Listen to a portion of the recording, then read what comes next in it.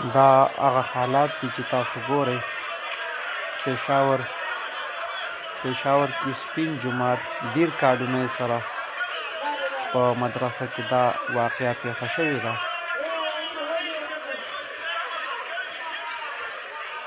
او په دې واقعه کې دا واقعه چې کوم دی تقریبا 8 بجې دا واقعه وشوله او دا واقعه په هغه وخت کې راپېښه شوله کوم وخت کې چې شیخ رحیم الله صاحب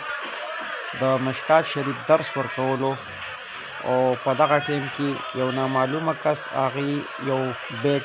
راوړی او پرېښود دلته او تللی و او د هغې نه بعد بیا دا بم بلاست وشو تاسو ګورئ دا حالات په دې کې تقریبا 8 هغه شهیدان شوي دي او ډېر زیات پکې زخمی دي تاسو ګورئ دا حالات د جومات د مدرسې دا حال دا د مدرسې طالب جړلي دا د مدرسې کتابونه دا وګورئ چې ټول ګډوډ شوي دي دا خلک دا مسلمانان نشي کېدی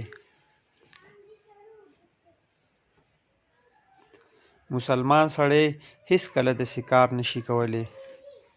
د هغه په زړه کې که معمولي د الله یره وي هغه داسې کار هیڅکله نشي کولی ځکه چې په مدرسه کې کم طالبان یا طلبه هغې د الله دین زده کوي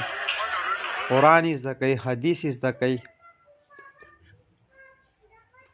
دا حالاتو د دې دھماکې چې کومه دھماکه په